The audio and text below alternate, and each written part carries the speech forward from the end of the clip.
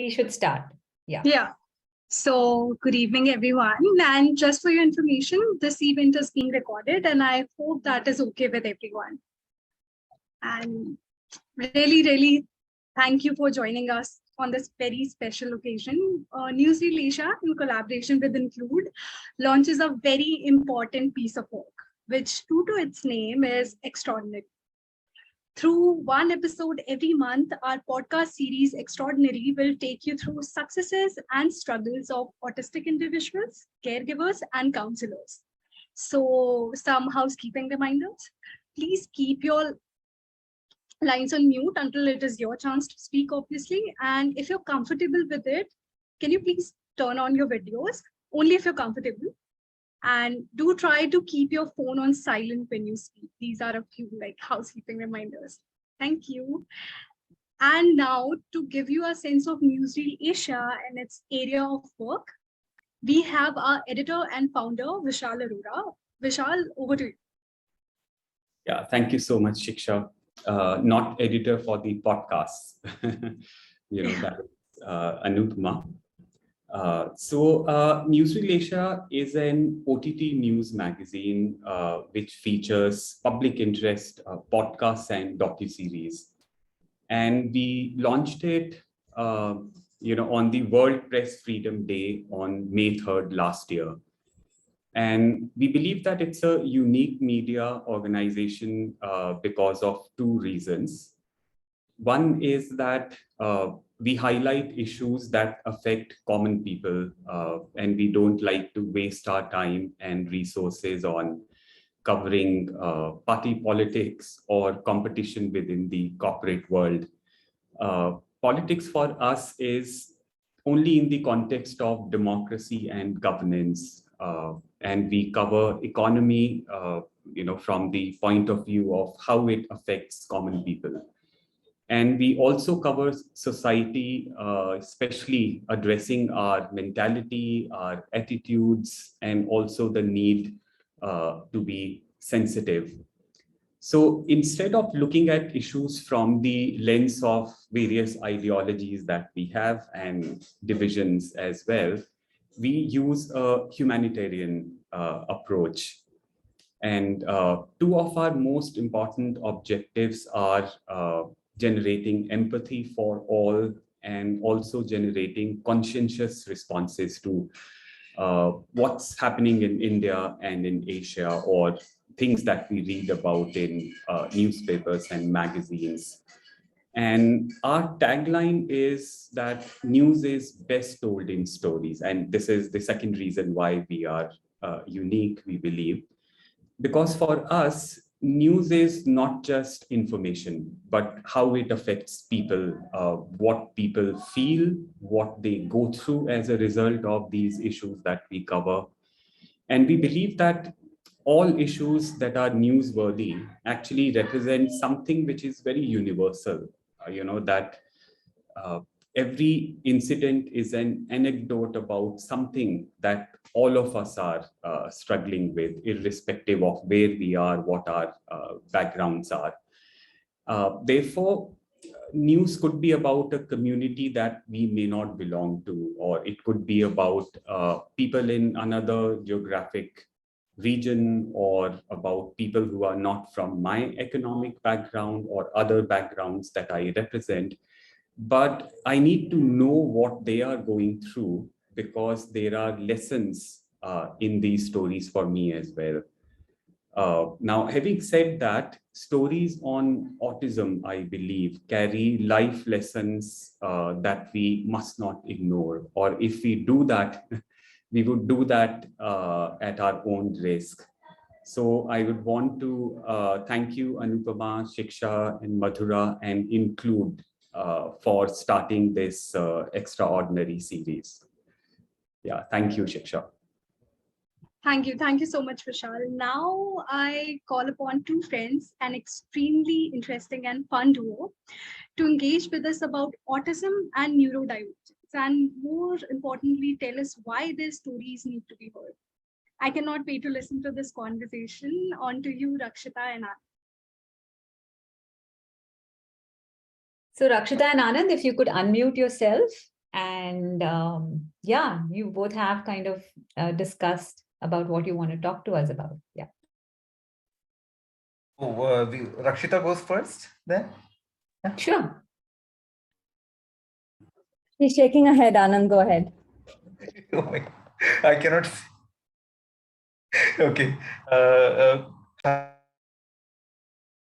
Okay. Hello everyone. Sorry, I muted myself accidentally. My name is Anand Balasubramaniam, and so a little bit about myself. I got diagnosed at the age of 35 as somebody being on the autistic spectrum. And as far as my educational background goes, I did my master's in immunology and infectious diseases from Pennsylvania State University, and my project was on vaccine design, so very COVID relevant.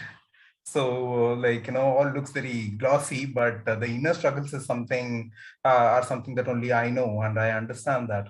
So, I'll be giving you a couple of examples as to how to go about it. I mean, as to how my what self-advocacy means to me, and why it is very, very important for us to talk about ourselves. It's not only me, I'm talking for the entire autistic community here. It's like very, very important for us to share our experiences, because all this while, the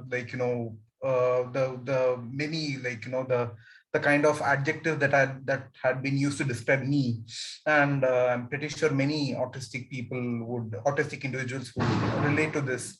Essentially, what's wrong with you? You are a weirdo, you're an oddball, you have zero social skills and all those things. So those, so which, I mean, I've never, to this day, I've not understood what do you mean by social skills. I've really not been able to understand what social skills are. And but one thing that sort of forms, if I may say, the baseline of of everything, is that I never understood how I came across. I never understood how I came across to people. I never understood how you are supposed to mold to somebody else's expectations, even if those expectations might not be explicit. So as they say, read between the lines, get hints, and all those cliches that you use, and those things are go over my head. And it's not this is something that has always been a mystery to me. So back in school, I mean, I remember I was terrible at sports, but that was a problem, because people in my family expected me to be good at something. And for me, say for example, when it comes to my education, this is one classic examples that is very, very autism specific. I have a lot of difficulty in understanding pronouns. When I read a novel, for example, I read the same paragraph twice, because I really need to associate who is the he or she, they, and everything. It's not that easy to me. I don't know where, and so for me, when people used a lot of pronouns in school when they were teaching me, I was never able to understand it. So I was like almost on, how do I say, I almost failed mathematics every time, because I remember my teacher, it was like he taught us simultaneous equations. So divide this by that and multiply this into this. So you will get this, and square that and you will get this. So how many thises and that's in one sentence? This is one example. If we're there are like millions of examples that I could pick out of my head, but the one that just comes to my mind is just this. And so I could not really understand that. But when I found a teacher who never used pronouns, who never used a single pronoun, it is what I went from 35. It's not miraculous, because I understand how the process went through to 100%. So what I really wanted to emphasize on is that there are people who communicate differently.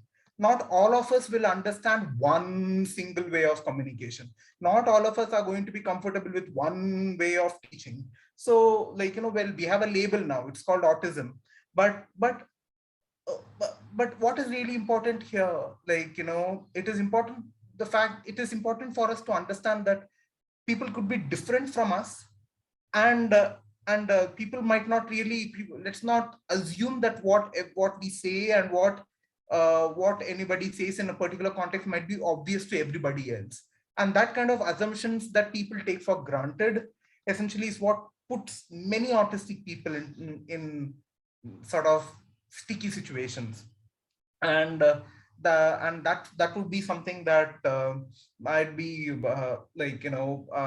it is very important for us to understand. And so it was through my education, I'm just going to point out one more example through my education, is that when I did my bachelor's in life sciences and in Mumbai, and then I went on to do a doctorate actually in immunology and infectious diseases.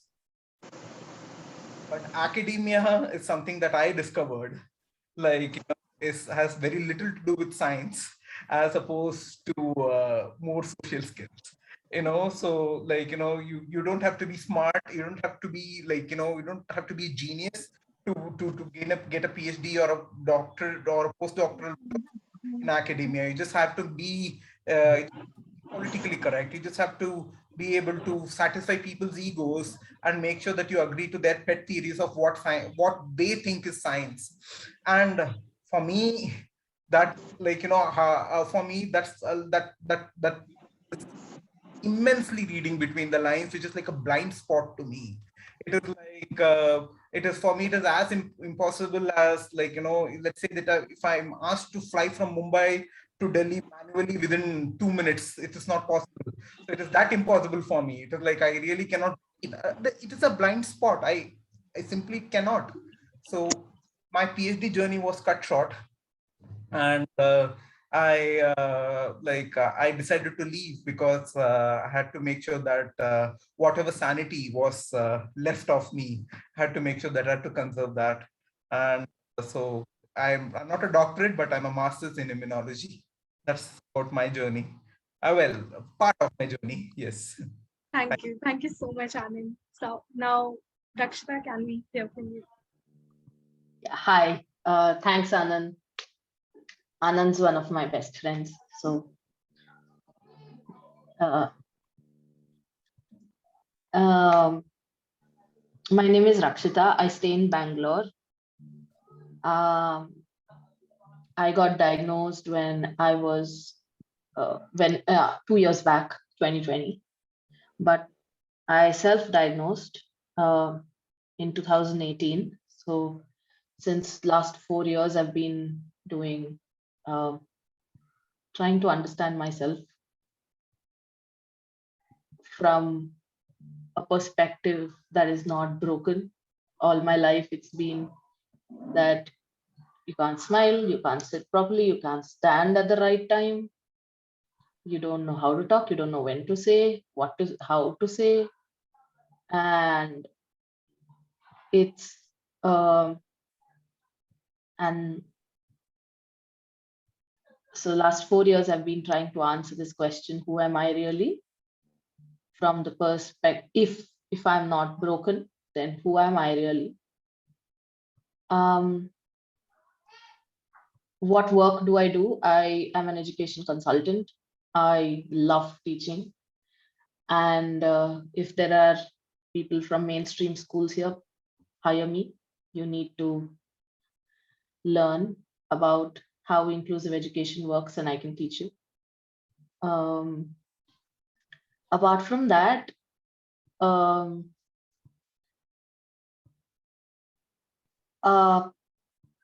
I want to answer the question of what this whole series means to me, why it is important in this.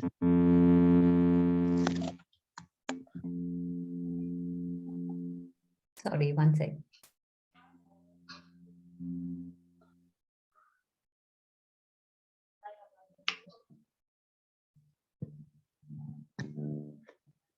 Yeah, Rakshita, go on. Thanks. I think self-advocacy means to stand up for myself. I'm reading this because I wrote it down and I can't do impromptu right now. It often involves asking for things I need and I deserve, but it's not easy knowing what I need or why I deserve something, because I have spent so much of my life being told I am wrong, my body is wrong, and I have faced severe consequences for being who I am. So I needed good therapy to understand what I need, why I need it, why I should ask for it, how I should ask for it, what I should do if I don't get it. And I think that young autistic children instinctively know these things. Um, all those tantrums, all the meltdowns that you see are all self-advocacy. It's just not polite, that's all. They're trying to stand up for themselves and fight for what their body is and who they are. But over a period of time, social conditioning beats it into us that it is wrong to ask. It is wrong to equate your defective body with goodness. And that's why we need therapy, really. And that's why we need coaching in self-advocacy to even understand what we need and when to fight, how to fight, when not to fight.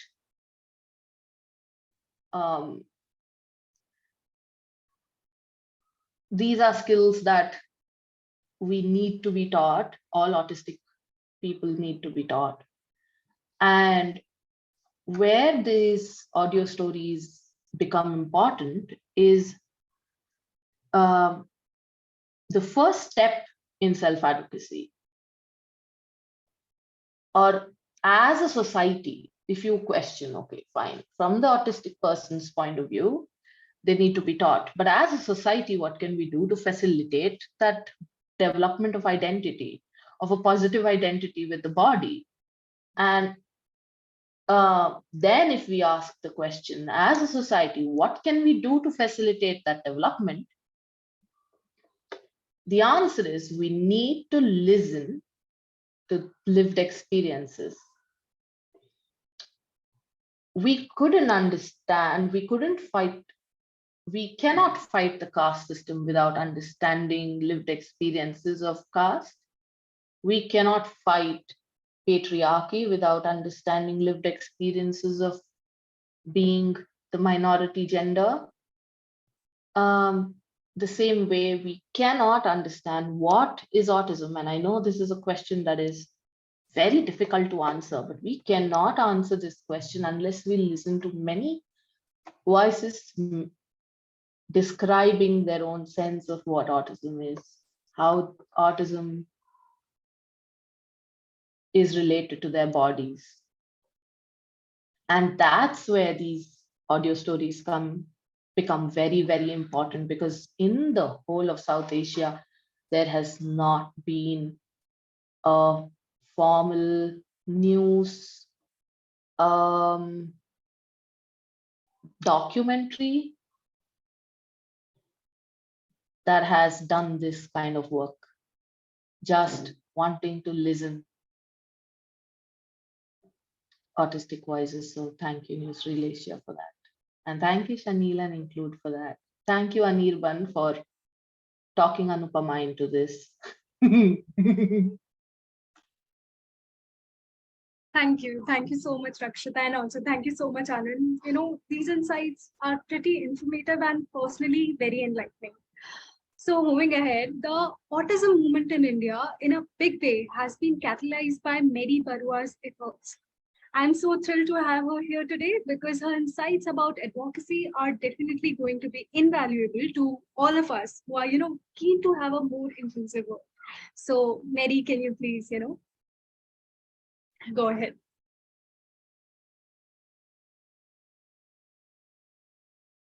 You're Mary, on mute. muted. Mary, you're muted. Okay. Yes, again, thank you so much. Wonderful to be here.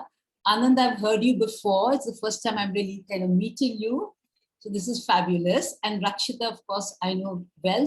She's not only a friend, she's also, we're very privileged that she's on the board of Action for Autism. So she's somebody that I admire and look up to in a very big way. You know, when we talk about advocacy, I would say in many ways, I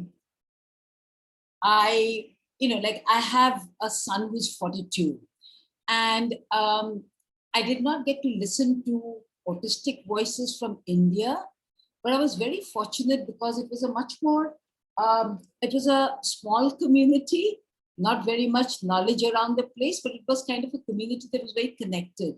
So I was very, very fortunate to have listened to or read autistic voices who are not really that much understood or read anymore currently. And I know as a new parent with a son who was who was hypersensitive in multiple ways. I couldn't shampoo his hair, brush his teeth, or do any of those without him screaming so that the next door neighbors thought that I was probably killing him, right?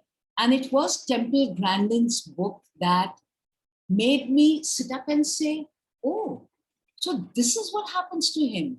He feels like I'm tearing his hair out by the roots. So even though I had not met Temple Grandin, just reading her book helped me understand my son in a very major way. And you know, listening to autistic people, and there was another person whose video I had watched in 2003, thanks to an Irish volunteer we had with us. And that person is somebody called Amanda Baggs. Her video has later been posted again on YouTube, and there was a lot of controversy about the whole thing because people said, oh, she can't be autistic. How can she be autistic? She was like this before, she was like that later. Because there's this whole understanding that if you are autistic, you can't do this. And if you can do that, you can't be autistic. And this is a person who was, when I heard her, completely non-verbal, and I heard her on her, like she used tech to speak. She was extremely, she had a lot of isms, what do I call it, self-stimulatory behavior, and yet was a person who could express herself with such lucidity that it really makes you sit up and think that here I am with a son who's, I've been told, is classically autistic, which he is. I really don't know what's going on in his head. Because if I met Amanda, I would not know what was going on in her head if I did not hear what she was saying through this electronic thing, speaker thing that she had. And this is really what Voices does to us. You know, hearing Wen Lawson, somebody who's come to India many times, and to hear her experience, and she wasn't really, or he rather, I mean, he had gender dysphoria and changed his gender later. So he spoke really about what his experiences were. And it does not matter whether you are a person with autism who is extremely vocal or somebody who does not use speech to communicate at all. The challenges are so similar. So the experiences that Ben had, I could actually see it reflected in my son. And the thing that happens very often with us who are parents who are not autistic or support people like professionals who are not autistic, we often tend to believe we know it all. And I know that in the early years, you know, in the last close to 40 years of my work, my understanding has evolved completely and is so different from the way I understood autism before, thanks really to the autistic voices that we keep hearing. It is from them that we've learned, and I know at AFA we keep saying this, Action for Autism, our organization, that is really in the last 7 or 8 years that our understanding has just undergone a sea change. And now we feel we understand autism, knowing that this understanding will also change. Because what I think I know now can also change as we hear more and we learn more. And, I'll give you small examples. My son has a lot of, he had always had a lot of what I call challenging behaviors, which we know now were because of hostile environments. His behaviors were really, and that hostile environment was created by me, right? I was doing it. And even our team at AFA were doing it because we did not understand. We were creating environments that led to those behaviors. And we had to understand that. And of course, our understanding has completely, and especially in the last 2 years with COVID and all that, it has helped even more in many ways, I think, because we've been able to listen more closely, understand more closely.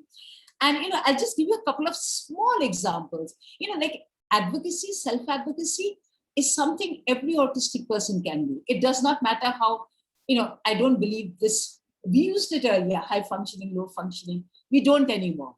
It does not matter what level you are at. You can advocate for yourself, but you have to be given that opportunity, right?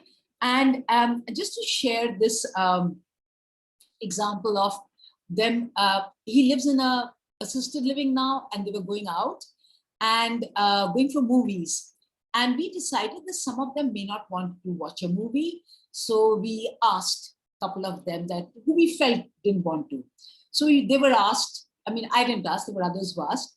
And there were a few of them who said, oh, no, I don't want to go for a movie. Said meaning did not speak, but we showed them choice boards, etc. And they pointed out, because we had said you can go for the movie and have popcorn there, or you can just go out and have a nice meal. So some of them chose the meal, some of them chose the movie. And because Neeraj has gone for film, Neeraj, my son, had gone for films and movies for many years, some of them assumed that he wants to go for a movie. And when the discussion was going on, he just sat there quietly, not saying anything. He doesn't say too much in any case. And then eventually I told somebody, just check with him. Does he want to go for a movie? And when they asked him, he said, no, want to eat out. And that is advocacy, to give him that opportunity of deciding and not making the assumption, because he always went for movies, that he wants to see a movie. And another time they were again going out, and he was very happy, etc. Then he dressed up and came down wearing this formal white shirt, and he wasn't looking happy at all. And one of the team members there wondered that he was so happy before. Why is he not looking happy now? What has happened? So they tried to understand, and he has difficulty in explaining. And then I said, you know what? Just check about the shirt. Because I knew that they wore these formal shirts when they went out for a kind of a meal, party in the evening and all that. So when they asked him, do you want to go in this shirt or do you want to change? And he said, want to wear a t-shirt. And then we had a chat. I said, somebody must have taken out the shirt and told him to wear that. And that's something we don't want to do, right? He should have the right to decide. Just because I think the shirt looks better, I will make him. This is what parents do all the time. I think you're going for a wedding. You cannot wear that. You must go wearing this. And we force them to do things. And that is what self-advocacy is all about. And I think it's amazing that now, I was lucky. I got to listen in real ways, actually face-to-face to people like Ross Blackburn and John Elder Robinson and all these autistic self-advocates overseas. And now we have people like you guys here. And one day I really hope that we have something like the Autistic Self-Advocacy Network that the US has. And and I've met Ari Neiman. And when I met him the first time, I was a little like, he's very, I was still trying to understand. I met him about 10 years back the first time. And it comes across because naturally he's had to fight all his life. So naturally he will come out, but listening to him was a complete learning for me. And since then I've followed his journey. And I think to myself that actually, I had met Judith Human. I don't know how many of you know her. I'd met Judith Human in 1992. She is a wheelchair person who really kind of crafted the first self-advocacy movement for disability in the US. And when I met her, I thought something like this should happen for autism at some point. And it is happening now. And we need to have something like the ASAN, the Autistic Self-Advocacy Network in India, because when that happens, I'm taking too much time, I'll try and wind up quickly now. When that happens, that is when things will change, because people need to see more Rakshitas and Anands. Because when that does not happen, parents are handed a kind of a, like this is the end of your life. Your life is finished that you've got this person. They need to see people like Rakshita and Anand. And we need to help people understand that autism is a disability, but it is also a different way of being. And if you really love your child, you have to unconditionally love your child and accept that there's a different way of living that your child has. And if you cannot accept that, then that's not really love. Because we always love people, whether it's a child or a spouse or a friend, with conditions. Autism is the one who really challenges that. It's the one that challenges us to be able to love and accept people without any conditions. But basically, listening to people like you all and having more stories out there will help. And I told a lot of parents, you all must listen to programs like this one that I'll be speaking at this evening. I don't know how many of them will have joined. Because I kept telling them that when you listen, you'll understand your own child. And when you understand your child picks up messages from the environment that are positive. Because we keep seeing adults with autism who have such negative self-image, because that is what they've heard all their lives. And the more stories we have, the more it will remove the stigma and bring about the change that we really need to have, so that autistic people, talking about inclusion and all that cannot happen if we see autistic people as bad, people with bad behaviors, and not realizing that we have to do something about the environment around them. And that is what personal stories like yours will do. And so I'm excited to see what comes up on the Newsreel platform in times to come. Thank you. Sorry, I spoke for too long. No, that's okay. It's okay. Thank you so much, Mary.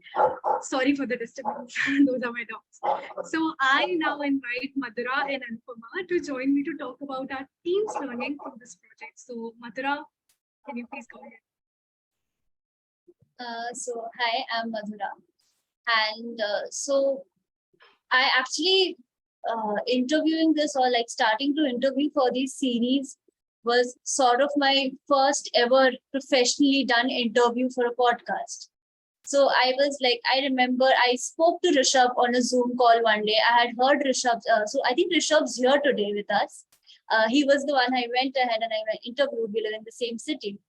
So, and I heard Rishabh and I heard his stories through Anupama. I heard the Zoom recording that we had previously, and I was constantly preparing myself as to, what I will ask, and I shouldn't do something wrong and I shouldn't say something wrong. I should be careful, and all of this was going on in my mind. And after talking to Rishabh, I realized that all of what the negativities that was going on in my mind, that what if I say something wrong, what if I offend him, was because I had a certain image of what autism looks like. And that image has been manifested in me through, like, even if I go on the internet, I always knew what autism is, what autism means. But what the information that the internet gives me, the information that media gives me, is very stereotypical. And there is no diversity in the way that the media represents the spectrum. So when I met Rishabh and when I heard Rishabh, it was a learning experience for me as well as unlearning experience for me. I had to unlearn all of my biases and talking with him it was honestly like talking to a friend. And I was so nervous, and Rishabh sort of took charge. There was construction going on. I was like, oh, there's sound. He's like, wait, I'll call. And he stopped like the construction thing going on. We were in a cafe, and he was like, are you okay? We can go inside and we can speak. Even though I knew that he would be, and he said that he's uncomfortable with crowds, but he took that initiative to go, and so that we can have a good voice snippet. We could have a good audio. And then he's here. He said to me that he wanted to do this because he wanted to speak more about autism. And so that the community out there, especially the children out there, can listen to these experiences. The teenagers out there can understand his experiences and then have someone to relate to. And that is something we are all looking for, right? Someone to relate to.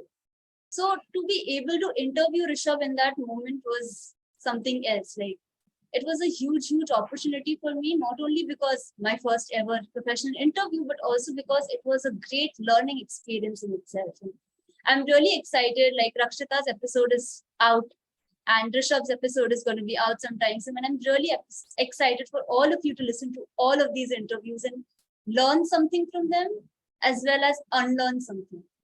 So thank you.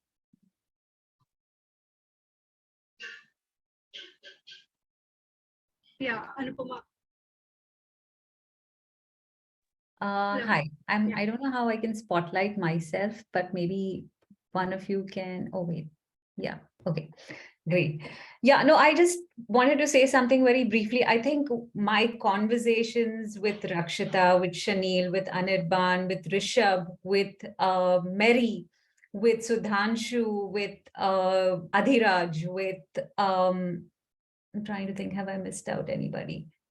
All of them has basically enriched my life, is what I have to say. You know, there are all these things which you can use in your own life, particularly things like, you know, letting the other person be, you know, giving them a choice. I think as a mother of two adolescents, I think I could really connect very, very much with a lot of things that, you know, all of them have spoken to me. I have to say, I was really an illiterate when it came to understanding autism, you know. In fact, even though I knew the term autism and I knew the alphabets and I knew the spelling, I had no clue about what autism is. And it has allowed me to understand people that I know a little better. My cousin Raju is here today. My friend Anuradha is here today. And it's allowed me to understand their lives a little more better. And also, you know, I've been very excited that I could share all these resource people with them. So that has made me very, very happy. But all in all, I have just learned a lot just to understand people and understand truly what inclusiveness is. And more importantly, I got introduced to like at least two great series on Netflix. One is Atypical, which was recommended to us by Rishabh, which, you know, all three of us, Shiksha, myself, and Madhura watched, like binge watched, and we totally loved it. And it totally added to our knowledge. And the second one was Extraordinary Mrs. Wu, which I have just started watching. So I just hope that these stories of Rakshita, Rishabh, Anand, Sudhanshu, Adhiraj, Mary, Shanil, all of their interactions, which will come in season 1, will just educate neurotypicals and offer resources to families who are looking for answers for their own children. Thank you. Thank you, Anupama. So now what I have learned from it is, you know, autism as a word was not new to me. So this word did circulate in the circles that I was part of, but the thing was, I never closely acknowledged what this is. So to realize the essence, to acknowledge the essence of it, I think Include has helped me a lot. So when we talk to the folks from Include, you know, we got a better understanding of this word and what exactly this is. So, you know, I also realized Rakshita was talking one day how folks from the community have a certain way to interact with their environment. the way we interact with the environment, they also have a way to interact with the environment. That was like really nice. And the other day, Mary was telling us that, people make lists. And I realized that I also make lists. And it is so helpful. And borrowing from that idea, Mary also told how if spaces become more inclusive. So, it would help everyone. So that was like some key learning from these sessions that we've had together. And also I realized that, after making this series, these voices will go to everyone. Many individuals will be able to listen to it, and they become familiar with what all is happening, what's going on in the lives of the people from the community. And I think the way, as Madhura would have said it, that the way we've learned and unlearned it, so I think they'd be also able to do the same. So yeah, so I won't speak much. With that, we'll move on to the ribbon cutting moment. So that would be the launch of the first episode of Extraordinary. Anupama and Rakshita, please come on board. I'm like really thrilled. Please come on board.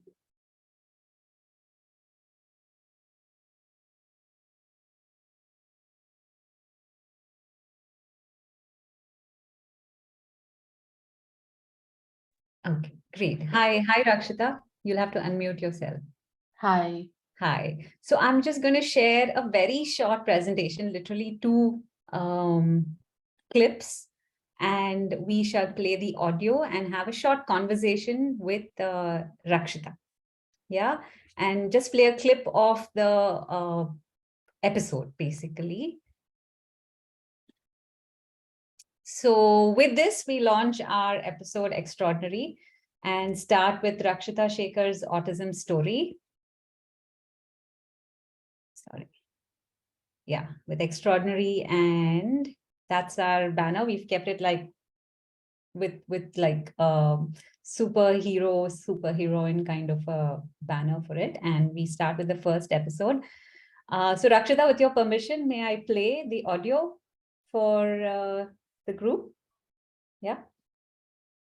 Okay. So we'll start with a little clip where Rakshita, sorry.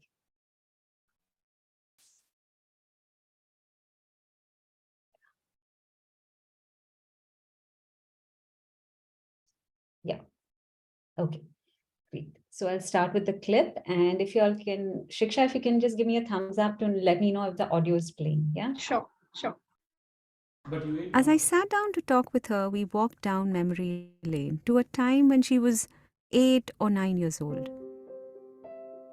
Her family had moved from New Delhi to a place called Udupi. Do you know Udupi? For those of you who don't, it's this temple town in South India. Yeah, it's a very small town. Yep, tiny. Very few people. Nothing compared to crowd swarming Delhi and Mumbai. Her father, who worked at a bank, got transferred to Udupi. Rakshita, her brother, and parents moved out of a crowded 2-bedroom in Delhi where 10 people were jammed together. So much sound all the time. Yep, joint families can be noisy, but that was life in Delhi. Udupi, though, was a sharp contrast. The loudest sounds we could hear were the birds. In Delhi, Rakshita was seen as a somewhat cranky and weak child, frequently shedding tears. But in Udupi, there I had stopped crying. Okay, great. So Rakshita, do you want to tell us a little bit about what we are talking about over here? Because this is something that a lot of autistic children, a lot of autistic adults, talk about. I know Rishabh wears a headset. So could you tell us a little bit about what we're talking about here and why this particular incident, has stayed in your mind? So I am very sensitive to sound. What that means is that I cannot process more than one sound input coming to me at a time. It feels like when there are more than one sound inputs coming, like suppose there's TV running, there's say my husband's trying to talk to me, and my say phone is ringing, and say somebody else is trying to get my husband's attention, not even mine, trying to get my husband's attention, even that is such a it's such a like a regular feature of a household, right? But then it is very, very disorienting. And staying in that multiple sound environment for more, if I just tolerate it for 10 minutes also, it gives me a really bad headache. And whatever, suppose I was having a conversation with my husband, right? I just won't be able to talk. No words will come to my mind. I won't be able to understand what he's saying. Um, and um, Now I'm 34. I know that all I have to say is, can we switch off the TV? And if that other person is trying to get my husband's attention, can you go attend to that and can we talk later? I'm not able to concentrate with all the sounds around. But I mean, I can say this now. I know how to deal with it now. But when I was young, in Delhi, we were there for the first 8 years of my life. So 9 years of my life. So I didn't know how to do this. I didn't know what was happening to me. And I was just crying and crying and crying and crying and crying all the time. And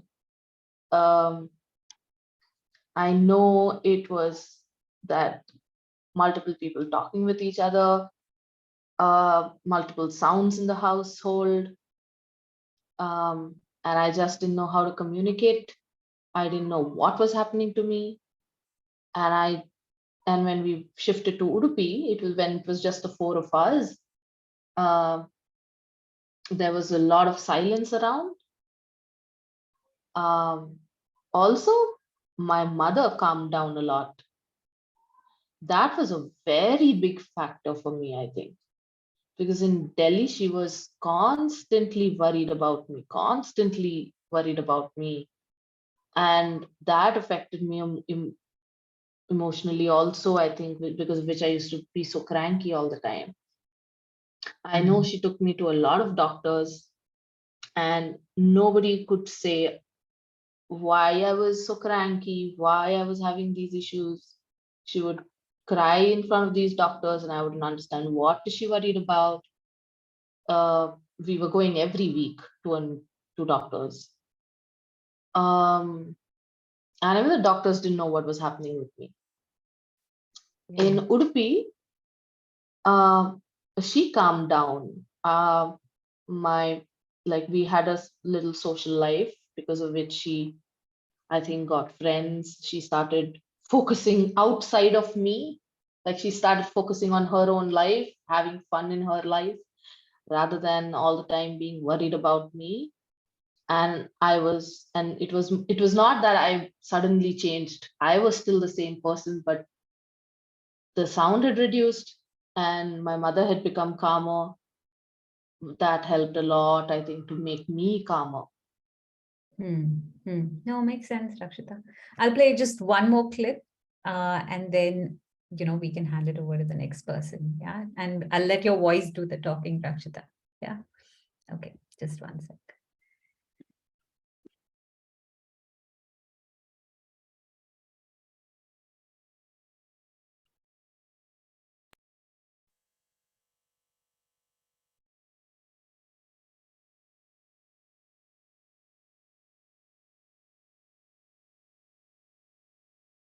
As I sat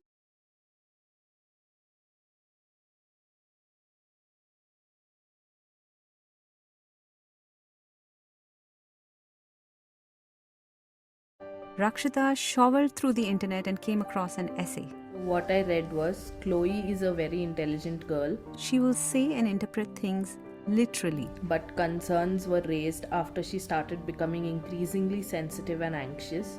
She will hide in the toilets at school crying. Chloe is very concrete and very honest. Is showing increasing social difficulties, is a perfectionist, and worries about being a failure or not succeeding with tasks. It was a long case. This was a case study about a 13-year-old girl called Chloe, and Rakshita could completely relate to this. yeah, I could see that that is what people have described me as. Chloe was diagnosed with autism, a broad range of conditions, including challenges with social skills, repetitive behaviors, speech, and nonverbal communication.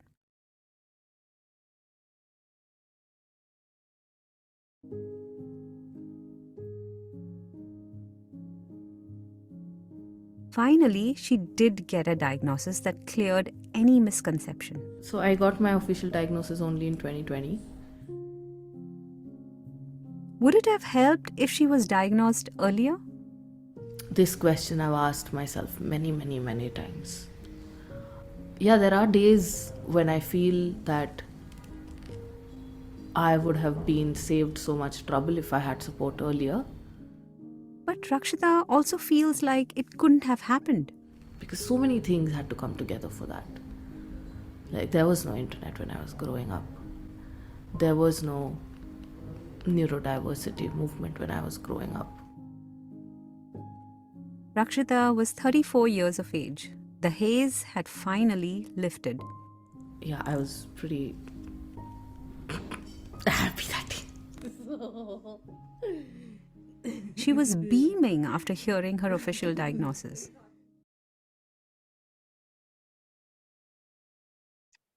Yeah. Thank you so much, Rakshita. I think it was really generous of you to share your time. And I think I spent half a day and also had a chance to eat some really delicious food that your mother had brought along that day. So thank you very much. And yeah, did you have anything finally to add about it? About anything you wanted to add?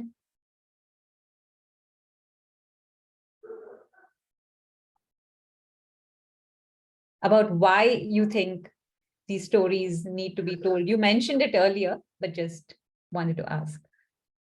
No, yeah, whatever I said before. But actually, I also want to, I've never said this in a public forum before, but it was Mary who actually gave me the confidence to even start thinking about myself positively. I was a mess when I met Mary, and she didn't know me. She just, like, we were talking for 2 minutes before she said, there's this program in Japan for self advocacy where they teach you that. I think you should go there. I will nominate you. And I was like, you don't even know me. How do you have so much? Like, all my life, I've only been, even though people know that I'm very good at my job, they don't like me as a person. And here's somebody who's ready to stand by me, even though she doesn't know anything about me. And that was my, I think, beginning. And even Shanil is like that. Uh, Anand is like that, which taught me that this is what is, I think, called presuming competence. This is what is called, this is the kind of support that people need. It's,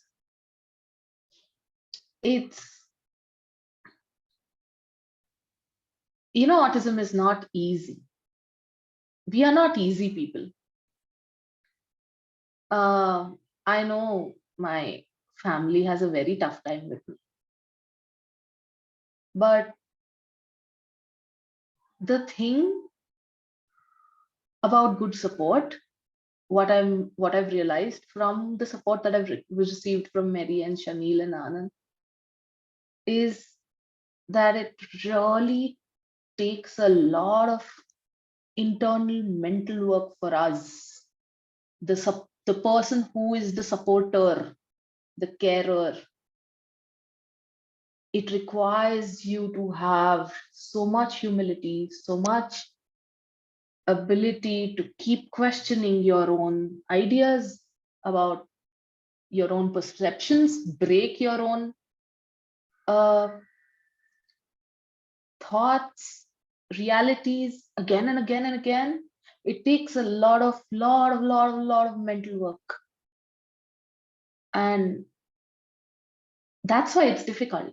But the person who does that is, at the end of it, a very, very, very good human being. Great. And they're not just a good human being to that autistic person, they're just good human being in general, to animals, to plants, to, you know, everybody around them. Yeah. And Rakshita, you are too, because if you listen to the episode, you'll see there is a story out there which reflects these thoughts of Rakshita. But thank you so much, Rakshita. Thank you very much. Over to you, Shiksha. Yeah. Thank you, both of you. Thank you, Rakshita. Thank you, Anupama. So the episode is available now on www.newsreelasia, www.newsreel.asia, and will soon be accessible across all podcast apps. So I'd now like to call upon our collaborator, includes Shanil Mukherjee, who is truly a champion of the neurodivergent community. So Include's team is the brain behind this project, and Newsreel Asia is absolutely thrilled and grateful to be trusted with its execution. I'm sorry. Yeah. For Newsreel's podcast team, this was a real education about neurodivergence and life. So I'll leave it at that and ask Shanil to take over from here. Thank you, Shiksha. It feels very, very odd to be speaking now. I would have rather I left it at the things that Rakshita and Anand are saying. I'm feeling very, very overwhelmed at the moment. So forgive me if I stammer through the things I meant to say.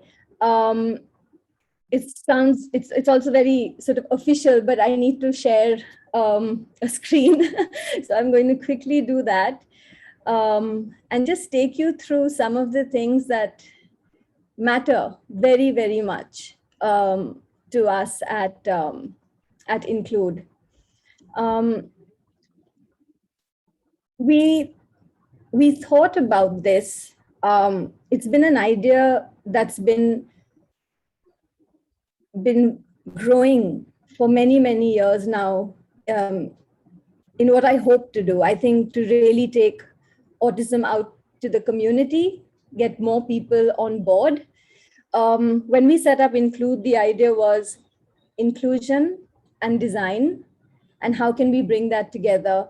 And that's how Include was formed. And one of the central ideas of Includes is looking outward. And I'll put on a video which shows Kritika, one of our friends who set up Include with us, explaining what this means, this whole central idea of looking outwards. It was not so much about taking others into our world, but it was more about widening our own horizons, widening our own perspectives, such that all are automatically included. And which is why our identity has outward facing brackets, for expanding out our own perspectives, our mindsets, our assumptions, to broaden our own individual world such that inclusion is automatically a part of it. And we really, really believe that in order for inclusion to be realized and successful, that this conversation needs to be taken to the wider community so that the onus and responsibility about bringing about this change is shared by everyone. And I think the sharing responsibility for change is very evident. Say, for example, when I was sharing this event with a lot of friends and family, a lot of people said, yes, I'll share that. I have friends who have children who are neurodivergent, or I have other people who I know who have children with special needs.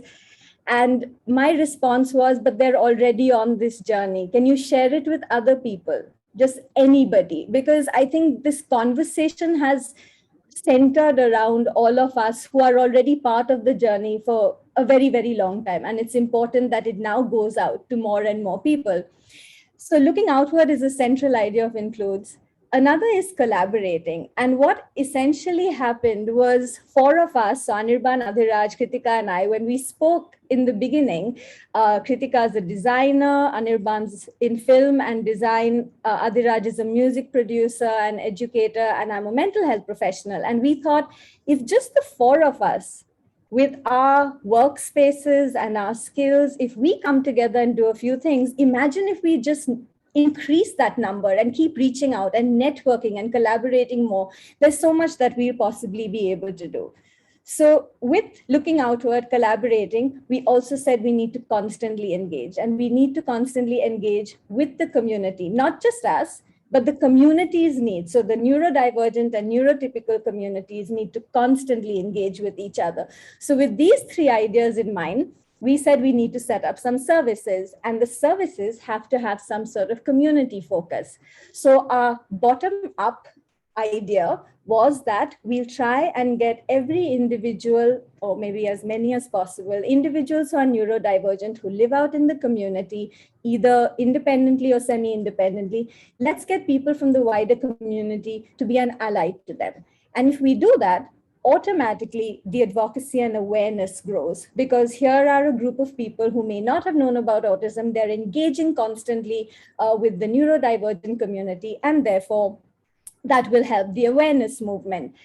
The other side of it was our ideas for design and inclusive systems. And this is our top down, where we go into community spaces and try and look at the systems as well as the spaces, physical spaces, and see how can we bring about some change within that. So East Wind is Adhiraj's music academy.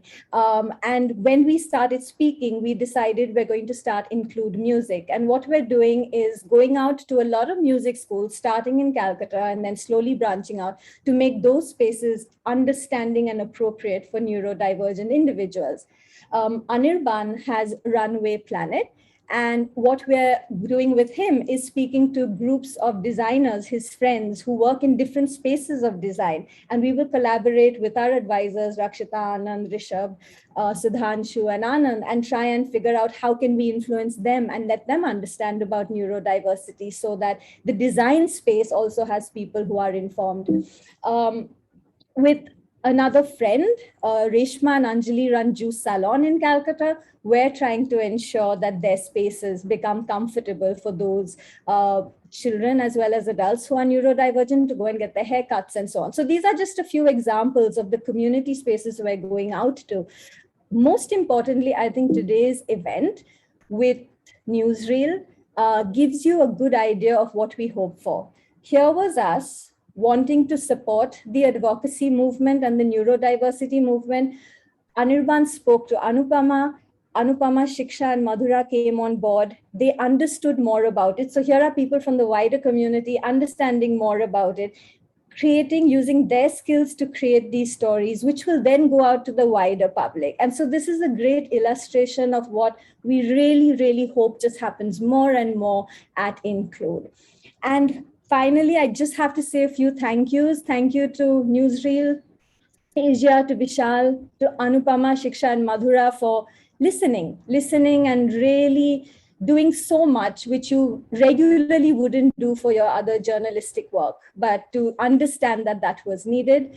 To Rishabh, this is not Rishabh Billa, this is Rishabh Chakravarti, who is here. He's our first friend who's part of Include Music, and he's composed some of the music that will be used in the series. Mary, always available, and I mean, there's nothing more to say. Thank you so much. And there are so many people who've helped us, but Anand, Devrupa, Rakshita, Rishabh, and Sudhanshu are our advisors. They've been a part of our journey since the very beginning. We try not to take any decisions or make any plans without their okaying it. It's really so important that you all are a part of our journey. So thank you very much. And just a couple of things that I want to say. Advocacy isn't about being verbal only. There are many ways to advocate. These audio stories are starting with people who want to speak about their experiences, but over the series, we're hoping to include the wider spectrum as well in other ways. So we will try and do that. And engagement is key, and enrichment of everyone's life is really the most important. So thank you all very much for being here, and do get in touch with us if you have ideas. We're always looking to do more and more. Thank you so much. Shanil, could you share an email address in the chat box so that they know how to get it? Yeah, I'll do that. Yeah. Yeah, thank you. Thank you, Shanil. And this brings us to the end of this evening. I'd like to thank everyone for attending this event and a big thank you to all our speakers for sharing their views. We look forward to staying connected and continuing this dialogue. Newsreel Asia is committed to supporting the cause of the neurodivergent community and is keen to hear from you all about the audio stories that got published. So do also let us know what you want to hear going forward. Please do share Extraordinary with friends and family through the link shared in the chat box. And good night.